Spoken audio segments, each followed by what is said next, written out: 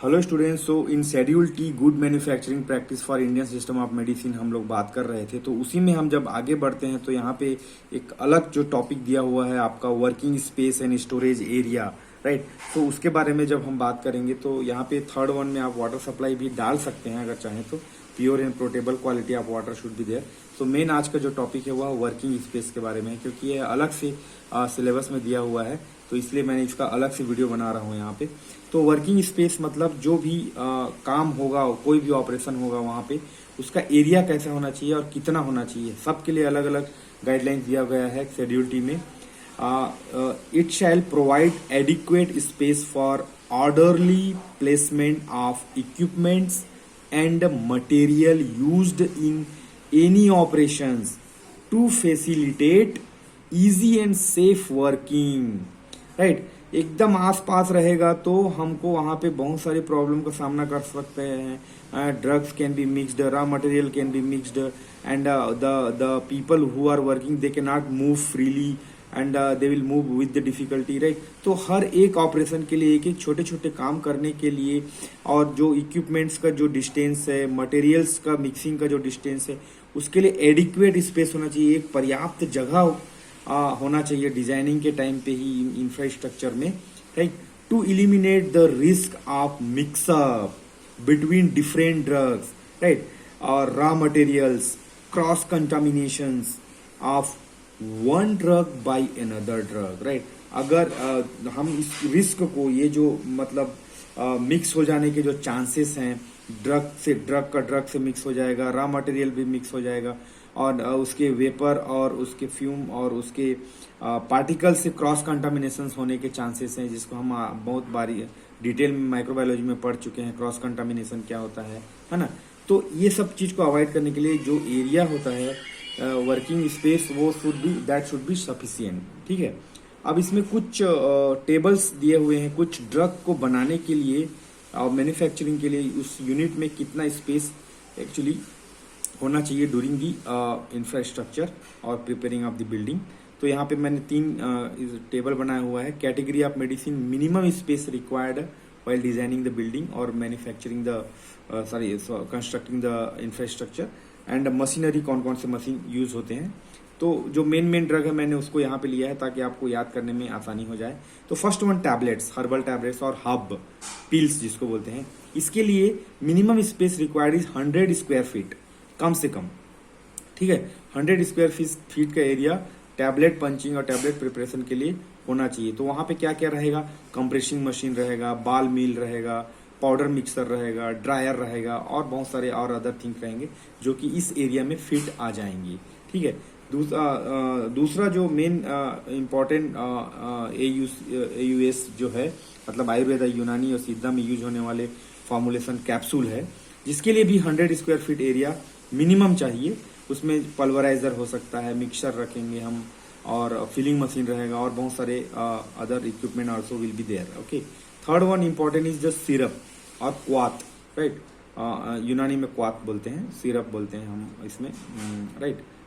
तो उसके लिए 150 square feet, 150 square feet area. इससे मतलब टैबलेट और कैप्सूल की तुलना में ये 50 स्क्वायर फीट ज्यादा रहेगा, क्योंकि यहाँ पे हम भट्टी लगाते हैं, ठीक है, जिसमें हम उसको अच्छे से तपाते हैं, गला मतलब बॉईल करते हैं। Washing machine, container washing machine होना चाहिए, प्रेस मशीन होना चाहिए, एग्जॉस्ट सिस्टम होना चाहिए, लिक्विड फिलिंग मशीन एक्सेट्रा। तो ये सब मशीन 150 स्क्वायर फीट में आराम से इंस्टॉल कर सकते हैं, ठीक है। उसके बाद एक और इम्पोर्टेंट है जो आयुर्वेदा में यूज होता है, अशावा एंड अरिस्ता। तो इसके लिए तो 200 स्क्वायर फीट चाहिए, मतलब सिरप से भी 50 ज्यादा, राइट। 200 स्क्वायर फीट एरिया इसके लिए बहुत इंपॉर्टेंट है, क्योंकि यहाँ पे फर्मेंटेशन टैंक हमको जरूरत पड़ता है, बायो रिएक्टर जिसमें हम फर्मेंट करते हैं क्रूड ड्रग को, मतलब माइक्रो ऑर्गेनिज्म के प्रेजेंस में फर्मेंटेशन होता है जिससे अल्कोहल प्रोड्यूस होता है। देन कंटेनर्स रहेगा, डिस्टिलेशन प्लांट चाहिए, क्योंकि डिस्टिल भी करते हैं हम, उसमें अपना सॉल्वेंट रिकवर करते हैं ताकि वो कॉन्सेंट्रेटेड और थिक बन सके, है ना। तो इसके लिए थोड़ा ज़्यादा एरिया चाहिए। उसके बाद ऑइंटमेंट है, जनरली यूज होता है हमारे इंडियन सिस्टम ऑफ मेडिसिन में, उसके लिए भी 100 स्क्वायर फीट एरिया चाहिए। ट्यूब फिलिंग मशीन रहेगा, उसमें मील रहता है, देन क्रिम्पिंग मशीन्स रहता है। तो ये सब एरिया इस 100 स्क्वायर फीट में आसानी से इंस्टॉल हो जाते हैं मैन्युफैक्चरिंग के लिए। उसके बाद काजल, एक और बहुत इंपॉर्टेंट जो हम बनाते हैं, काजल बनाने के लिए 100 स्क्वायर फीट ही काफ़ी होता है। इसमें इथर्नल लैम्प्स होते हैं जिसमें हम कार्बन को मतलब जला के बनाते हैं। रोलर मिल चाहिए, शीव्स चाहिए, फीलिंग मशीन चाहिए, तो ये 100 फीट में आराम से इंस्टॉल हो जाएंगे। देन अवलेह और मोदक बनाने के लिए भी 100 स्क्वायर फीट चाहिए, 100 स्क्वायर फीट की रिक्वायरमेंट है, क्योंकि यहाँ पे भट्टी और आयरन कढ़ाई भी चाहिए जिसमें उसमें हम उसको पकाते हैं। तो ठीक है, तो ये सब आपका ये वर्किंग स्पेस में आ जाएगा। तो ये जब आप बहुत सारे एग्जांपल्स के साथ इस मिनिमम स्पेस रिक्वायर्ड जब बता देते हैं तो वो और आंसर आपका स्ट्रांग बन जाता है। और भी बहुत सारे एग्जांपल हैं जिसको आप देख सकते हैं गाइडलाइन से, बट इतना दे दिए तो मेरे ख्याल से काफ़ी है। ठीक है, उसके बाद आता है आपका स्टोरेज एरिया, वो भी इसी नाम से ही सिलेबस में दिया गया है, इसलिए मैंने जो भी शेड्यूल टी में मेन उसी पॉइंट को ज़्यादा डिटेल में समझाने की कोशिश किया है यहाँ पे। तो जब हम स्टोरेज एरिया की बात करते हैं, जहाँ पे हम रखते हैं, वेयर हाउसिंग करते हैं, चाहे वो रॉ मटेरियल हो चाहे वो फिनिश्ड प्रोडक्ट हो, तो उसमें क्या चीज़ हमें ध्यान में रखना चाहिए when we are constructing any herbal unit. It should have proper ventilation. ये वेंटिलेशन बार बार आ रहा है, याद रखना, बिना वेंटिलेशन के बहुत सारा प्रॉब्लम क्रिएट हो सकता है। Free from dampness, independent adequate space for storage, ये सब होना चाहिए। अब स्टोरेज में पहला जो आता है रॉ मटेरियल, जो भी हमारे रॉ मटेरियल यूज होने वाले हैं, चाहे वो प्लांट बेस्ड हो, एनिमल बेस्ड हो, मिनरल बेस्ड हो, माइक्रो ऑर्गेनिज्म बेस्ड हो, this raw material store should be based on it's characteristic of raw material. ठीक है, लाइक वो मेटालिक रॉ मटेरियल है या मिनरल रॉ मटेरियल है, एनिमल से प्राप्त हुआ है, फ्रेश हर्ब से प्राप्त हुआ या ड्राई हर्ब है, सूखा हुआ जैसे कि clove, fennel, ginger, coriander, excipients है, हर्बल एक्सिपिएंट्स, वोलाटाइल ऑयल्स है या वोलाटाइल फ्लेवर्स है, प्लांट एक्सट्रैक्ट और रेजिन भी हो सकता है। तो इन सब के हिसाब से हमारा स्टोरेज कंडीशन डिसाइड होने वाला है। ठीक है, तो controlled environmental condition, temperature, pH, humidity सबको देखना पड़ेगा। सुइटेबल कैबिनाइजेशन, ठीक है, अगर वो वोलाटाइल ऑयल और प्लांट एक्सट्रैक्ट को एक साथ नहीं रख सकते, क्योंकि वोलाटाइल ऑयल एक रूम टेम्परेचर में भी इवेपोरेट हो जाएगा, वेयर प्लांट एक्सट्रैक्ट में नॉट। ठीक है, तो और लेबल होना चाहिए, हर जगह लेबल इस्तेमाल होना चाहिए कि कोई भी रॉ मटेरियल अंडर टेस्ट है या फिर टेस्ट होने के बाद एक्सपर्ट से अप्रूव्ड हो गया है या टेस्ट होने के बाद एक्सपर्ट से रिजेक्टेड हो गया है, उसका बैच नंबर क्या है, उसका लॉट नंबर क्या है, ये सब हमको मतलब उसमें लेबल करके रखना चाहिए स्टोरेज एरिया में। ठीक है, तो ये हो गया आपका स्टोरेज एरिया। अब हम बात करते हैं पैकिंग मटेरियल्स की, ये भी इम्पोर्टेंट, ये भी आपका आ जाएगा schedule T good manufacturing practice में। तो जो मेन पॉइंट है उसको यहाँ पे डिस्कस कर रहे हैं, आपको इजी हो जाएगा, इसको आप एक बार सुन लिए और समझ लिए ना तो आप लिख सकते हैं आराम से। Packing materials, bottles, jars, capsules, जो भी कैप्सूल्स है उसको स्टोर्ड प्रॉपरली, है ना, depend on the formulation we are going to have the packing material. All containers and closures shall be adequately cleaned and dried before packing the product. जो भी हम container या क्लोजर्स यूज करने हैं, ढक्कन use करने वाले हैं, उसको अच्छे तरीके से क्लीन करके उसको ड्राई करना है, जैसे कि हम अपने किचन में करते हैं ना, बर्तन को धो के उसको पोंछ के फिर रखते हैं, तो उसी लिए उसको ड्राई करना बहुत जरूरी है। ड्राई करने से मॉइस्चर नहीं रहता, और मॉइस्चर नहीं रहने से वो खराब नहीं होता है कुल मिला के। फिनिश्ड गुड स्टोर्स, राइट, तो इसमें स्टोरेज में जो फिनिश्ड गुड्स हैं, जैसे कि फर्स्ट हमने रॉ मटेरियल देखा, दूसरा हमने पैकिंग मटेरियल देखा, तीसरा हम देख रहे हैं फिनिश्ड गुड स्टोर्स। तो जो भी फिनिश्ड प्रोडक्ट है, टैबलेट, कैप्सूल, ऑइंटमेंट, लोशन, जो भी है, उसको क्वारंटाइन करना है, एक फिनिश्ड प्रोडक्ट्स को क्वारंटाइन करना है, एंड इस quarantine mark for final product should be there. ठीक है, ताकि उसको कोई डिस्टर्ब ना करे, कोई टच ना करे।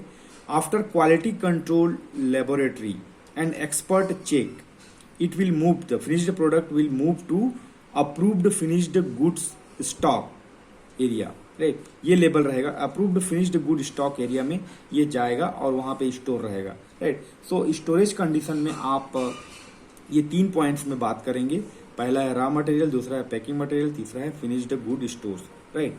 6th वन है मशीनरीज एंड इक्विपमेंट्स, ये भी आप बराबर नाम से आपके सिलेबस में दिया हुआ है, इसलिए मैंने इसको ब्लैक हेडिंग डाला है और इसको अच्छे से कंपाइल किया है।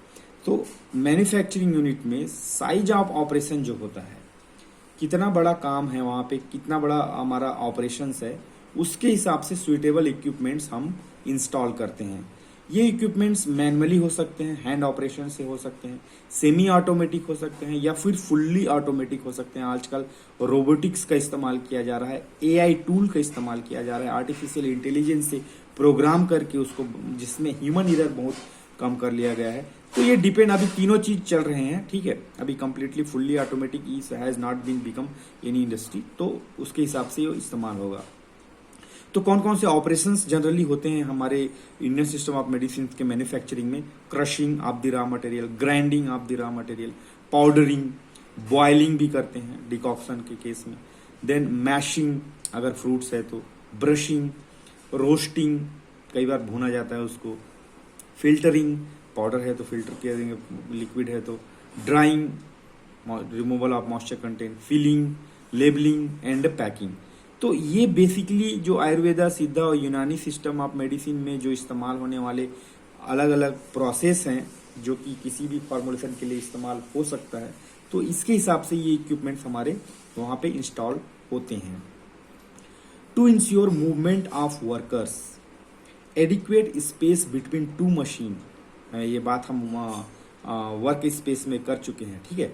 तो जो वर्कर्स वहाँ पे काम कर रहे हैं, जो वहाँ पे एम्प्लॉयज काम कर रहे हैं, उनके मूवमेंट भी तो चाहिए ना। वो लोग इस मशीन को जाएंगे, उसको ऑन करेंगे, यहाँ पे रॉ मटेरियल मिक्स करेंगे, तो उन दो मशीनों के बीच में गैप नहीं रहेगा तो कैसे जाएंगे अंदर, स्विच को कैसे ऑन करेंगे, कुछ चीज को नट बोल्ट ढीला करना है, कुछ करना है तो कैसे करेंगे। इसलिए सफिशिएंट स्पेस होना चाहिए।